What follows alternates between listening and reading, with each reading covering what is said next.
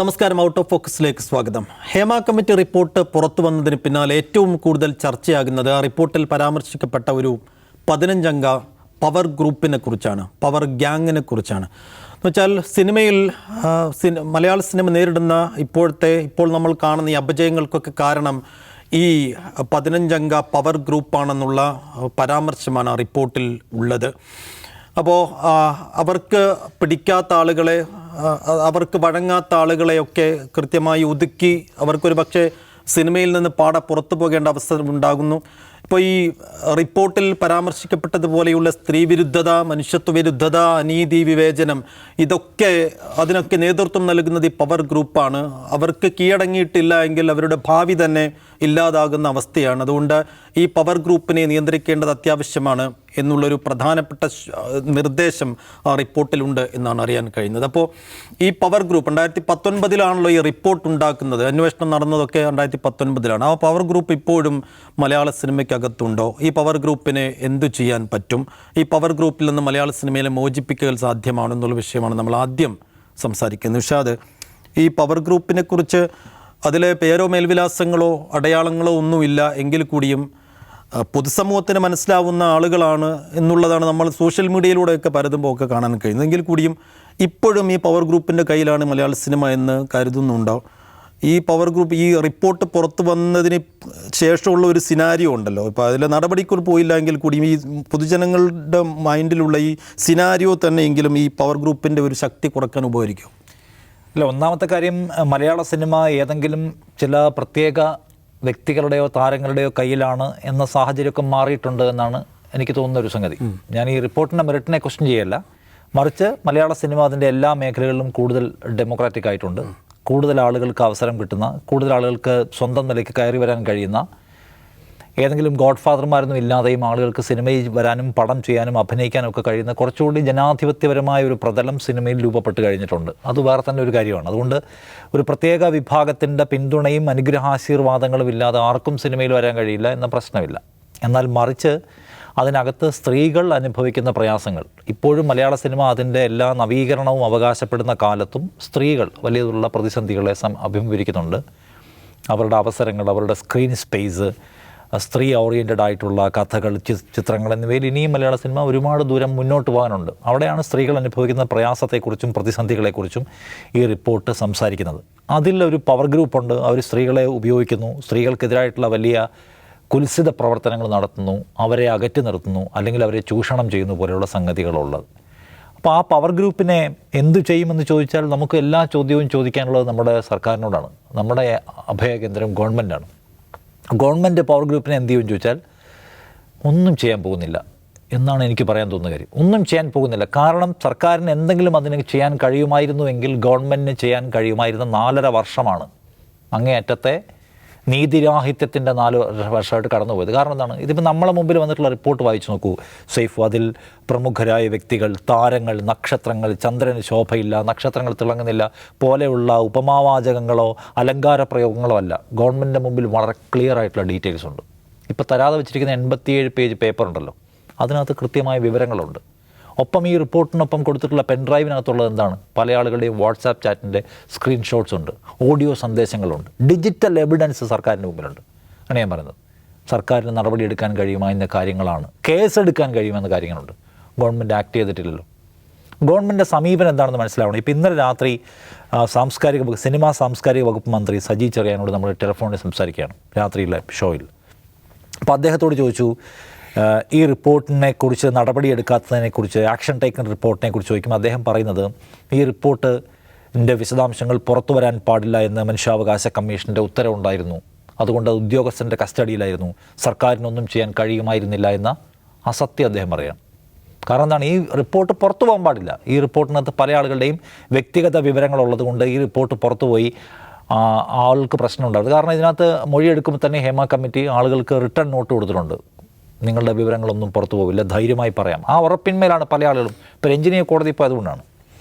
അപ്പോൾ അത് പുറത്തു പോകാൻ പാടില്ല എന്ന് ഉള്ളൊരു വ്യവസ്ഥയുണ്ട്. അതർവൈസ് അതിനപ്പുറം അതിനകത്ത് നടപടിയെടുക്കുന്നതിന്, ആ റിപ്പോർട്ട് വായിച്ച് നോക്കിയിട്ട് അതിൽ കേസെടുക്കേണ്ടതെങ്കിൽ കേസെടുക്കേണ്ടത്, അല്ലെങ്കിൽ ഒരു നിയമനിർമ്മാണം നടത്തേണ്ടതാണെങ്കിൽ നിയമനിർമ്മാണം നടത്തുന്നതിന് സർക്കാരിന് ഒരു തടസ്സം ഉണ്ടായിരുന്നില്ല. എൻ്റെ മുമ്പിൽ അത് വന്നില്ല, കാരണം അത് ഇങ്ങനെ മനുഷ്യാവകാശ കമ്മീഷൻ അത് സീസ് ചെയ്തിരിക്കുകയാണ് എന്ന് പറയാണ് അദ്ദേഹം. സാംസ്കാരിക വകുപ്പിൻ്റെ കീഴിലുള്ള ഇൻഫർമേഷൻ ഓഫീസറുടെ കയ്യിലാണ് ഈ സംഗതി ഉള്ളത്. അപ്പോൾ സർക്കാർ പറയാണ് അത് ആർക്കും ആക്സസ് ചെയ്യാൻ പറ്റില്ല, മന്ത്രിക്ക് വിളിച്ചാൽ ആ മൊമെൻറ്റിൽ സെക്കൻഡിൽ അവിടെ വരും.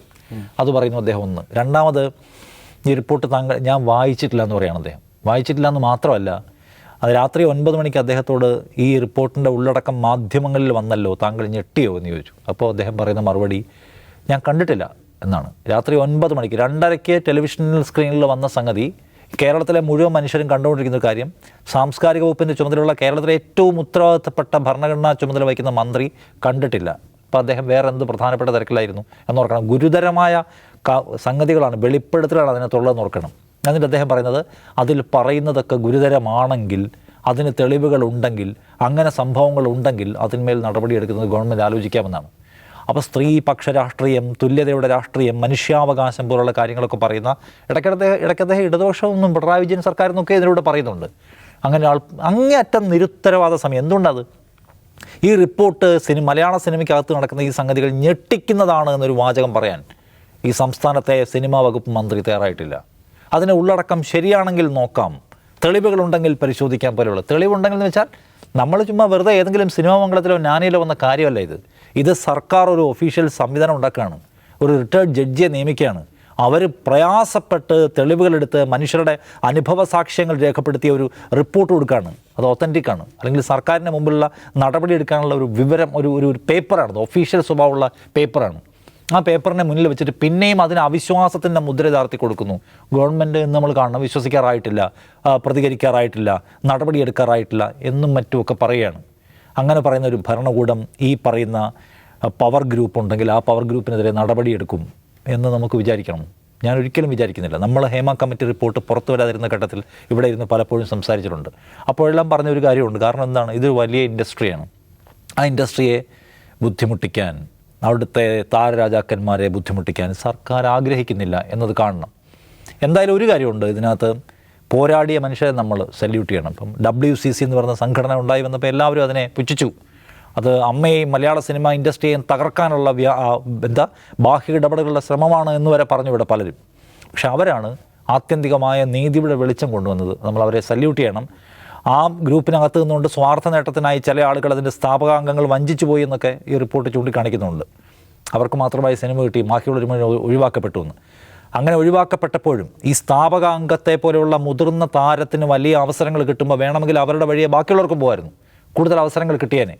ഇവിടെ ഒരു പീഡനവും നടക്കുന്നില്ല, ഇതെല്ലാം സ്മൂത്താണ് എന്ന അഭിപ്രായവും നിലപാടും ഉണ്ടായിരുന്നെങ്കിൽ ഈ സ്ഥാപകാംഗത്തെ പോലെ, ഈ വലിയ താരത്തെ പോലെ അവർക്കും അവസരങ്ങൾ കിട്ടി. അവർ പോയില്ല, അവരതിൽ ഫൈറ്റ് ചെയ്തു. ആ ഫൈറ്റ് ചെയ്യുന്ന ആളുകൾ പല നിലയ്ക്ക് അവമതിക്കപ്പെട്ടു, ഫെമിനിസ്റ്റുകളെന്ന് വിളിച്ച് അവർ ആക്ഷേപിക്കപ്പെട്ടു. ആ ആക്ഷേപത്തിന് നടുവിൽ നിന്നുകൊണ്ട് അവർ നടത്തിയ പോരാട്ടത്തിൻ്റെ ഒടുവിലാണ് മലയാള സിനിമയ്ക്കകത്ത് ഇത്രയധികം ഹീനമായ സംഭവങ്ങൾ നടക്കുന്നുണ്ട് എന്ന യാഥാർത്ഥ്യം പുറം ലോകം അറിഞ്ഞത് മലയാളി മനസ്സിലാക്കി കഴിഞ്ഞിട്ടുണ്ട്. ഇത് കേരളത്തിലെ പൊതുസമൂഹം മനസ്സിലാക്കി കഴിഞ്ഞു. ഇനിയെങ്കിലും ഒരു നടപടി എടുക്കാൻ ഞങ്ങൾക്ക് ബാധ്യതയുണ്ടെന്ന് ഈ സർക്കാരിന് മാനാഭിമാന ബോധമുണ്ടെങ്കിൽ ഗവൺമെൻറ് ചെയ്യണം എന്നാണ് ഞാൻ പറയുക. ഇപ്പോഴും അതിനകത്ത് ഒരു നടപടി എടുക്കാതെ ഒഴിഞ്ഞു മാറി കളിക്കുകയാണ്. ഒരു ആ നിലയ്ക്ക് സർക്കാരിൻ്റെ പ്രതികരണം അങ്ങേയറ്റം ദുരന്തമാണ് എന്ന് പറയാതെ വയ്യ. അപ്പോൾ ഇതിനുവേണ്ടി ഒക്കെയാണോ പോരാട്ടം നയിച്ചത് അവരെ നമ്മൾ സല്യൂട്ട് ചെയ്യുന്നു. ഗവൺമെൻറ്റിൻ്റെ നിലപാട് ഇപ്പോഴും ശുഭകരമല്ല, ശുഭോദർക്കമല്ല, പ്രതീക്ഷാനിർഭരമല്ല എന്ന കാര്യം കൂടി എടുത്തു പറയണം. മറ്റൊന്ന് അവസാനിപ്പിക്കും മുമ്പ് എനിക്ക് പറയാനുള്ളത്, ഇതുകൊണ്ട് മലയാള സിനിമയിൽ മുഴുവൻ ആളുകൾ ഇപ്പോൾ ഇതിൻ്റെ കുഴപ്പം വെച്ചാൽ ഇതിനൊരു നടപടി എടുക്കാതെ പോവുകയും ഈ റിപ്പോർട്ടിൻ്റെ ഇത്രയും പാതി ഉള്ള ഭാഗങ്ങൾ ഇങ്ങനെ അന്തരീക്ഷത്തിൽ നിൽക്കുകയും ചെയ്താൽ അത് ടോട്ടൽ ഇൻഡസ്ട്രിയിലെ മുഴുവൻ ആളുകളെയും ചോദ്യം ചെയ്യുകയും സംശയത്തിലാക്കുകയും ചെയ്യും. അതുകൊണ്ട് ആരാണ് കുഴപ്പക്കാരെന്ന് പിക്ക് ചെയ്ത് നടപടി എടുക്കുക എന്നുള്ള ഉത്തരവാദിത്തം വേറെ തന്നെ ഗവൺമെൻറ്. ഇപ്പോൾ ഒരു ഇൻഡസ്ട്രിയെക്കുറിച്ച് പറഞ്ഞല്ലോ, ഇൻഡസ്ട്രി നന്നായി നിൽക്കുക, ഇൻഡസ്ട്രിയുടെ മഹിമ ചോരാതിരിക്കുക എന്നൊക്കെ സർക്കാരിൻ്റെ ആഗ്രഹമാണെങ്കിൽ ഇൻഡസ്ട്രിയെ മൊത്തം കളങ്കപ്പെടുത്തുന്ന സാഹചര്യം ഒഴിവാക്കി കുഴപ്പക്കാരെ മാത്രം എടുത്ത് മാറ്റി നിർത്തി ഇൻഡസ്ട്രിയെ നിലനിർത്തുക, അതിൻ്റെ ആരോഗ്യം നിലനിർത്തുക എന്നത് ഗവൺമെൻറ്റിൻ്റെ ബാധ്യതയാണ്. ഇല്ലെങ്കിൽ ആ ഇൻഡസ്ട്രി അത് ബാധിക്കും, അതിൻ്റെ വിശ്വാസത്തെ ബാധിക്കും, പുതിയ ആളുകൾ വരാൻ മടിക്കും എന്ന പ്രശ്നമുണ്ട്.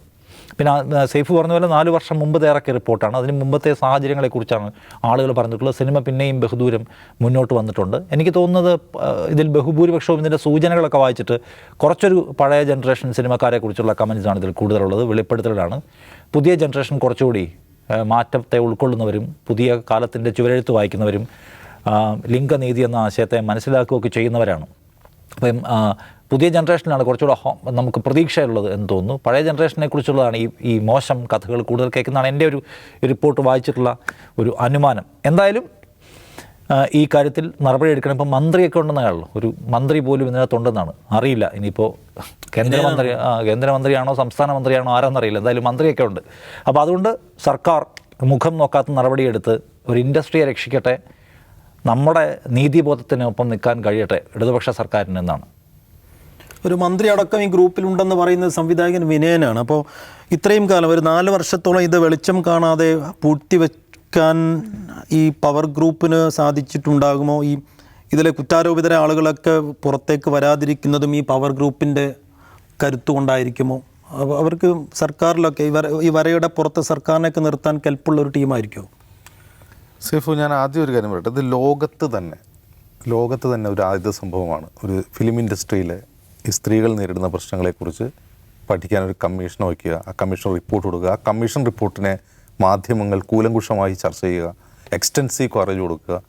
ഇത് ഒരുപക്ഷെ ലോകത്തിന് ഒരു മാതൃകയായ ഒരു സംഭവമാണെന്നാണ് എനിക്ക് തോന്നുന്നത്. സേഫിന് ഓർമ്മയുണ്ടോ, ഈ മീ ടു ക്യാമ്പയിൻ തുടങ്ങുന്നത് എവിടെ നിന്നാണ്? ഹോളിവുഡിൽ നിന്നാണ്. ലോകത്തെ ഏറ്റവും വലിയ ഫിലിം ഇൻഡസ്ട്രിയാണ് ഹോളിവുഡ്. അവിടെ നമ്മളിന്ന് കാണുന്ന സൂപ്പർ താരങ്ങൾ എന്ന് വിളിക്കാവുന്ന നടിമാർ, ആ നടിമാർ പുറത്തേക്ക് ഇറങ്ങിയെന്ന് പറയുകയാണ്, ഞാനും ഇതിന് വിധേയമായിട്ടുണ്ടെന്ന് തുറന്നു പറയുകയാണ്. എന്നിട്ട് അവിടെ എന്തെങ്കിലും സംഭവിച്ചോ? അവിടെ സംഭവിച്ചതെന്ന് വെച്ചാൽ ഒരു പ്രൊഡ്യൂസർ ജയിലിൽ പോയി എന്നുള്ളത് ശരിയാണ്. ഒരു പ്രൊഡ്യൂസർ, ആ പ്രൊഡ്യൂസറായിരുന്നു ഏറ്റവും വലിയ ഇരപടിയാൻ. പക്ഷെ അതല്ലാതെ അങ്ങനെ കാര്യമായിട്ട് സംഭവിച്ചിട്ടില്ല. അത് അയാൾക്കെതിരായിട്ടുള്ള മീറ്റു ആയിരുന്നു. പക്ഷെ അങ്ങനെ എത്രയോ മീറ്റു നടന്നു. അതിന് ശേഷം 2019 ശേഷം പല മേഖലകളിൽ നടന്നു. അക്കാഡമിക് മേഖലയിൽ നടന്നു, ചർച്ചിൽ നടന്നു, സിനിമയിൽ നടന്നു, അങ്ങനെ പല അതിൻ്റെ ഒരു അലവലിയായിട്ടും കേരളത്തിൽ നടന്നു. പക്ഷേ ഇവിടെ ഒരു സർക്കാർ എന്ത് ചെയ്യുന്നു? ഒരു കമ്മീഷൻ നിയോഗിക്കുന്നു. നമ്മുടെ പബ്ലിക് മണി ഉപയോഗിച്ചിട്ട് ആ കമ്മീഷൻ ഒരു തെളിവെടുപ്പ് നടത്തുന്നു. അതിൻ്റെ റിപ്പോർട്ട് ഭാഗികമായെങ്കിലും പുറത്തു വരുന്നു, അത് ചർച്ച ചെയ്യപ്പെടുന്നു. ഇത് വലിയൊരു നേട്ടമായിട്ടാണ് ഞാൻ കാണുന്നത്. പക്ഷേ ഈ റിപ്പോർട്ട് വായിക്കുമ്പോൾ ഒരു രസം എന്താണെന്ന് വെച്ചാൽ, ഇതിൻ്റെ തുടക്കത്തിൽ തന്നെ അവർ പറയുന്നുണ്ട് അവർ നേരിട്ട പ്രതിസന്ധികൾ. ഒന്ന്, ഒരു ജഡ്ജിക്ക് സിനിമാ മേഖലയിൽ കാര്യമായിട്ട് ബന്ധമൊന്നും ഉണ്ടാവണമെന്നില്ല. പിന്നെ അതിലുള്ളൊരു പഴയകാല നടിയാണ് അതിലൊരു മെമ്പർ, മറ്റൊരു ബ്യൂറോക്രാറ്റ് ആളാണ്. അപ്പോൾ ഇവർ ഈ ആളുകളെ കണ്ടെത്തുക എന്ന് തന്നെ അവർക്ക് വലിയ ഭാരിച്ച ടാസ്ക്കാണ്. അപ്പോൾ അവരുടെ ഫോൺ നമ്പർ കണ്ടെത്തുക, അവർ വിളിക്കുമ്പോൾ ആ ഫോണിലുണ്ടാവില്ല, അവർ ഫോൺ എടുക്കില്ല, അല്ലെങ്കിൽ ഒരു ഷൂട്ടിലായിരിക്കും. ചിലപ്പോൾ അഡ്രസ്സിൽ മെയിൽ അയക്കാമെന്ന് വെച്ചാൽ മെയിൽ ഐ ഡിയിൽ ഉണ്ടാവില്ല, പോസ്റ്റൽ അയച്ചു കഴിഞ്ഞാൽ അവരവിടെ താമസം ഉണ്ടാവില്ല. അവർ നേരിട്ട പ്രതിസന്ധികളെ കുറിച്ച് പറയുകയാണ്. ജൂനിയർ ആർട്ടിസ്റ്റുകളെ വിളിക്കുമ്പോൾ ആ നമ്പറിൽ വിളിക്കുമ്പോൾ അവർ തമിഴ്നാട്ടിലാണ്, അവർ വയസ്സായ ആളുകളാണ്. കിട്ടിയ നമ്പർ വെച്ച് വിളിക്കുമ്പോൾ വയസ്സായ ആളുകളൊക്കെയാണ്. അവർക്ക് ഇമെയിലും ഇല്ല, സ്മാർട്ട് ഫോണും ഒന്നും ഇല്ലാത്ത മനുഷ്യന്മാരാണ്. ഡാൻസേഴ്സായിട്ടുള്ള ആളുകളുണ്ട് സിനിമയിൽ. അവരുടെ ഒരു വാട്സപ്പ് ഗ്രൂപ്പ് ഉണ്ടാക്കിയിട്ട് അവരോട് പറഞ്ഞു നിങ്ങളുടെ പ്രശ്നങ്ങൾ പറയുമെന്ന് പറഞ്ഞപ്പോൾ ഞങ്ങൾക്കാർക്കും പ്രശ്നമില്ല എന്ന് പറയുക മാത്രമല്ല, അവർ ആ വാട്സപ്പ് ഗ്രൂപ്പിൽ നിന്ന് ലെഫ്റ്റായി പോയിക്കൊണ്ടിരിക്കുകയാണ്.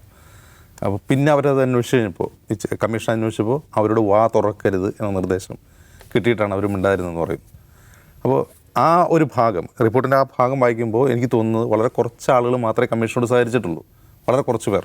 അതിലെ പ്രധാനമായ ഇൻപുട്ട് ഒന്നുകിൽ കമ്മീഷൻ്റെ സ്വമേധയാ ഉള്ള അന്വേഷണത്താലോ അല്ലെങ്കിൽ WCC കൊടുത്ത ഇൻപുട്ടിലോ ഉള്ള കാര്യങ്ങളാണ് അതിൽ വന്നിട്ടുള്ളത് എന്നാണ് ഞാൻ വിചാരിക്കുന്നത്, അതിൻ്റെ ആമുഖം വായിച്ചു കഴിയുമ്പോൾ. അപ്പോൾ പിന്നെ ഒരു കാര്യം, അതിൽ അടിവരായിട്ട് പറയുന്നൊരു പ്രത്യേക കാര്യമുണ്ട്. കമ്മീഷൻ ഒരു കാര്യം ഡിസൈഡ് ചെയ്തിരുന്നു, ഈ വിവരങ്ങൾ പുറത്തു പോകരുത്. ഒരു സ്റ്റെനോഗ്രാഫറൊക്കെ ഞങ്ങൾ തീരുമാനിച്ച് കിട്ടിയില്ല, എന്നിട്ട് കമ്മീഷൻ തന്നെ ടൈപ്പ് ചെയ്ത റിപ്പോർട്ടാണ് നമ്മൾ വായിച്ചുകൊണ്ടിരിക്കുന്നത്. കാരണം അങ്ങനെ പോലും അത് പുറത്തു പോയിട്ടില്ല എന്നാണ് അവർ പറയുന്നത്. മറ്റൊരു കാര്യം, ഈ കംപ്ലയിൻറ്റ് പറയുന്ന ആളുകളുടെ പേരോ അവരാരെ പറ്റിയാണ് പറയുന്നത് ആ പേരോ ഞങ്ങളിതിൽ രേഖപ്പെടുത്തിയിട്ടില്ല എന്നാണ്. അപ്പോൾ ഈ മാറ്റി എന്ന് പറയുന്ന പേജുകൾ എന്താണ്, അതിലുള്ള വിവരങ്ങൾ എന്നതിനെക്കുറിച്ച് അറിയേണ്ടതുണ്ട്. കാരണം കോടതി പറഞ്ഞത് വ്യക്തിപരമായ വിവരങ്ങൾ പുറത്തു വരുന്നതാണ്. ഈ കമ്മീഷൻ തന്നെ ഇതിൻ്റെ ആമുഖത്തിൽ പറയുന്നു ഞങ്ങൾ കംപ്ലയിൻറ്റ് ചെയ്യുന്നവരുടെ പേരും രേഖപ്പെടുത്തിയിട്ടില്ല, ആരെക്കുറിച്ചാണ് കംപ്ലയിൻറ്റ് ചെയ്യുന്നത് ആ വ്യക്തികളുടെ പേരും രേഖപ്പെടുത്തിയിട്ടില്ല എന്നാണ് പറയുന്നത്. പിന്നെ എന്ത് കാര്യമാണ് കോടതി നിർദ്ദേശത്താൽ സർക്കാർ മറച്ചു വെച്ചതിന് സർക്കാർ മറുപടി പറയണം. ആ മാറ്റി വെച്ച പേജിൽ എന്താണുള്ളത് എന്ന് പൊതുസമൂഹം അറിയണം. കാരണം പേരാണല്ലോ പ്രശ്നം. ഇനി ചില സൂചനകൾ വെച്ച് ഇന്ന ആളാണെന്നൊക്കെ മനസ്സിലാക്കിക്കോട്ടെ എന്ന് വെച്ചാൽ അതങ്ങ് മനസ്സിലാക്കിക്കോട്ടെ എന്നാണ് പറയാനുള്ളത്. ഇപ്പോൾ ഒരു സിനിമയുടെ സെറ്റിൽ വെച്ച് എന്നോടൊരു നടൻ പെരുമാറിയെന്നായിരിക്കും ഇതിൽ രേഖപ്പെടുത്തിയിട്ടുണ്ടാവുക. ആ സിനിമയുടെ പേരും കമ്മീഷൻ അതിൽ സൂചിപ്പിക്കണമെന്നില്ല. കാരണം അവർ അതിന് കാരണമായിട്ട് പറയുന്നത് പ്രശ്നങ്ങൾ പറയുക എന്നുള്ളതാണ്. അതിൽ ഇൻവോൾവ് ആയിട്ടുള്ള വ്യക്തികളെക്കുറിച്ചുള്ള വിവരങ്ങൾ ശേഖരിക്കുക എന്നുള്ളതല്ല കമ്മീഷൻ്റെ ടേംസ് ഓഫ് റെഫറൻസ്. അപ്പോൾ അതുകൊണ്ട് ഞങ്ങൾ അതിനാണ് ഊന്നൽ കൊടുത്തിട്ടുള്ളത്. അവർക്ക് ടേംസ് ഓഫ് റെഫറൻസിൽ പറയുന്ന കാര്യം ഒന്ന്, സ്ത്രീകൾ നേരിടുന്ന പ്രശ്നങ്ങൾ, സിനിമയിൽ സ്ത്രീകളുടെ പ്രാതിനിധ്യം വ്യത്യസ്ത മേഖലകളിൽ, സംവിധാനം, ടെക്നീഷ്യൻസ്, അങ്ങനെയുള്ള വ്യത്യസ്ത മേഖലകളിൽ സ്ത്രീകളുടെ പ്രാതിനിധ്യം ഉറപ്പാക്കാൻ എന്ത് ചെയ്യണം, സ്ത്രീ അനുകൂല സിനിമകൾ കൂടുതൽ വരാൻ ചെയ്യണം, അങ്ങനെ കുറച്ച് ടേംസ് ഓഫ് റെഫറൻസ് ഉണ്ട്. അപ്പോൾ അതനുസരിച്ച് അവർ പ്രവർത്തിച്ചിട്ടുള്ളൂ. പിന്നെ ഈ ഒഴിവാക്കപ്പെട്ട ഭാഗം എന്താണ് എന്നുള്ളതാണ് അറിയേണ്ടത്. ഞാൻ തീർച്ചയായിട്ടും വിശ്വസിക്കുന്നു അത് ഈ പറയുന്ന പവർ ഗ്രൂപ്പിൻ്റെ പ്രവർത്തനങ്ങളെക്കുറിച്ചുള്ള ഭാഗമായിരിക്കുന്നതാണ്. അപ്പോൾ പവർ ഗ്രൂപ്പിനെ പറ്റി വെറുതെ പറഞ്ഞു പോവുകയുള്ളൂ. 10-15 പേരുള്ള പവർ ഗ്രൂപ്പ് ഉണ്ട് എന്ന് ഇതിൽ പറഞ്ഞിട്ടുണ്ട്. ഞാൻ ഉറച്ച് വിശ്വസിക്കുന്നത് സിനിമ ഇൻഡസ്ട്രിയെ നിയന്ത്രിച്ചുകൊണ്ടിരുന്ന അല്ലെങ്കിൽ ഇരിക്കുന്ന ആ പവർ ഗ്രൂപ്പിനെ പറ്റിയുള്ള വിവരങ്ങളായിരിക്കും മാറ്റി വെച്ചിട്ടുണ്ടാവുക എന്നുള്ളതാണ്. ബാക്കി അതിൽ പറയുന്ന മുഴുവൻ കാര്യങ്ങളും ഈ മലയാളികൾക്ക് എല്ലാവർക്കും അറിയാവുന്ന കാര്യങ്ങൾ തന്നെയാണ്. ആർക്കെങ്കിലും അതിൽ സംശയമുണ്ടോ? സ്ത്രീകൾ വിവേചനം നേരിടുന്നു, തുല്യവേതനം ലഭിക്കുന്നില്ല, ലൈംഗിക ചൂഷണം നടക്കുന്നു, ലോകത്ത് ഒരു ജോലിക്കും ഇല്ലാത്ത വിധം ജോലി കിട്ടാൻ വേണ്ടി വിധേയയാവേണ്ടി വരുന്നു. ഇത്തരം കാര്യങ്ങളൊക്കെ മലയാള സിനിമയെക്കുറിച്ച് അറിയാവുന്ന എല്ലാവർക്കും അറിയാവുന്ന, കൊച്ചുകുട്ടികൾക്ക് പോലും അറിയാവുന്ന കാര്യങ്ങളാണ്. അപ്പോൾ ഇതിലിപ്പോൾ ഉള്ളതിൽ അവർ ഫൈൻഡ് ഔട്ട് ചെയ്തിട്ടുള്ള കുറേ കാര്യങ്ങളുണ്ട്. അതിന് ചില ശുപാർശകൾ വേണ്ടത്ര ഒരു വെൽ സ്റ്റഡീഡ് ശുപാർശയാണെന്ന് എനിക്ക് അഭിപ്രായമില്ല എന്ത് ചെയ്യണം എന്നുള്ള കാര്യത്തിൽ. കാരണം എന്ത് ചെയ്യാൻ പറ്റും എന്നുള്ള കാര്യത്തിൽ സർക്കാരിനും ഐഡിയ ഇല്ല. കമ്മീഷൻ അങ്ങനെ കൃത്യമായ നിയതമായ ശുപാർശയല്ല കൊടുത്തിട്ടുള്ളത്. അപ്പോൾ നിയമനിർമ്മാണം, ചട്ടങ്ങൾ ഇത് കൊണ്ടുവരാൻ സർക്കാർ തയ്യാറാവുമെന്ന് വെച്ചാൽ അത് നിഷാദ് പറഞ്ഞതുപോലെ അതിന് കുറച്ച് റിസ്ക് എലമെൻറ്റ്സ് ഉണ്ട്. ആ റിസ്ക് എലമെൻറ്റ്സ് എന്താണെന്ന് വെച്ചാൽ ഇത് ഒന്ന് ആലോചിച്ച് നോക്കി. ഇത് വേറെ ഏതെങ്കിലും ഇൻഡസ്ട്രിയിലെ സ്ത്രീകൾ നേരിടുന്ന വിവേചനത്തെക്കുറിച്ചായിരുന്നു റിപ്പോർട്ടെങ്കിൽ സർക്കാർ ഇപ്പോൾ ആക്ഷൻ എടുത്തേനെ. വേറെ ഏത് ഇൻഡസ്ട്രിയിലാണെങ്കിലും സർക്കാർ ആക്ഷൻ എടുക്കുമായിരുന്നു. ഇത് എടുക്കാൻ കഴിയില്ല എന്ന് പറയാൻ കാരണം ഇത് പലതരത്തിൽ സർക്കാരിനെ കൂടി ബാധിക്കുന്ന കാര്യങ്ങളാണ്. പലതരത്തിൽ സർക്കാരിനെ കൂടി ബാധിക്കുന്നതാണ്. ഇപ്പോൾ LDF സർക്കാരായതുകൊണ്ടാണ്. ഇപ്പോൾ UDF സർക്കാരാണെങ്കിൽ വേറെ എന്തെങ്കിലും മലമറിക്കുമായിരുന്നുള്ള അഭിപ്രായം എനിക്കില്ല. ഇതേത് സർക്കാരാണെങ്കിലും അവരെ സംബന്ധിച്ച് വലിയ പ്രശ്നമാണ്. അത് പലതരത്തിൽ ഇൻവോൾവ് ആണ്. നമ്മൾ മുമ്പൂടെ ചർച്ച ചെയ്തിട്ടുണ്ട്. എക്കണോമിക്കൽ ഫാക്ടർ ഉണ്ട് അതിൽ. ഒരു ഇൻഡസ്ട്രി എന്ന നിലയിൽ നിലനിൽക്കുന്ന ഇൻഡസ്ട്രിയെ തൊടാതിരിക്കുക, അതങ്ങനെ തന്നെ പോട്ടെ എന്ന് വിചാരിക്കുന്ന ഭരണകൂടത്തിൻ്റെ ആറ്റിറ്റ്യൂഡുണ്ട്. അങ്ങനെ പലതരത്തിലുള്ള ആറ്റിറ്റ്യൂഡുണ്ട്. പക്ഷേ പ്രശ്നം അവിടെയല്ല. ഇപ്പോൾ ഇത് പവർ ഗ്രൂപ്പ് നിലനിൽക്കുന്നോ, അവർ ശക്തമാണോ, അവർ ഇങ്ങനെ ഒരു കാർട്ടൽ രൂപീകരിച്ചുകൊണ്ട് ഈ ഇൻഡസ്ട്രി കാർട്ടലൈസേഷൻ എന്ന് പറഞ്ഞാൽ പല ഇൻഡസ്ട്രികളിലും ഉണ്ട്. ഇപ്പോൾ വലിയ വമ്പൻ പ്ലെയർമാർ എന്ത് ചെയ്യും, ഒത്തുചേർന്നുകൊണ്ട് ചെറിയവന്മാരെ ഒതുക്കും. ആ പണി ഇവിടെ നടക്കുന്നുണ്ടാവും. വലിയ വമ്പന്മാർ ഒത്തുചേർന്ന് ഇപ്പോൾ ഈ മൊബൈലിൻ്റെ താരിഫ് വർദ്ധിപ്പിച്ചിട്ടുണ്ടല്ലോ, മൊബൈൽ കോളുകളുടെ താരിഫ് വർദ്ധിപ്പിച്ചറിയാമല്ലോ, എല്ലാവരോടും ഒരുമിച്ചാണ് വർദ്ധിപ്പിക്കുക. അപ്പോൾ എല്ലാവരും അതിൻ്റെ കൂടെ കൂടേണ്ടി വരും, ഒരാളായിട്ടുള്ള ഡിസിഷൻ എടുക്കുക. അതുപോലെ കാർട്ടലൈസേഷൻ ഇവിടെ ഉണ്ടാവും, എല്ലാ ഇൻഡസ്ട്രികളിലും ഇവിടെ ഉണ്ടാവും. പക്ഷേ ഈ കമ്മീഷൻ്റെ ടേംസ് ഓഫ് റെഫറൻസിലെ പ്രധാന പ്രശ്നം സ്ത്രീകളുടെ പ്രശ്നമാണ്. അപ്പോൾ ഇത് വന്നതിന് ശേഷം പലരും പലതരത്തിലുള്ള വെളിപ്പെടുത്തൽ നടത്തുന്നുണ്ട്. ജൂനിയർ ആർട്ടിസ്റ്റുകൾ നേരിടുന്ന വിവേചനങ്ങൾ ഇപ്പോൾ ഇന്നൊരു ജൂനിയർ ആർട്ടിസ്റ്റായിട്ട് വർക്ക് ചെയ്ത ഒരു യുവതി ഫേസ്ബുക്കിൽ എഴുതിയൊരു കമൻ്റ് ഉണ്ട്. അവർ പറയുന്നത്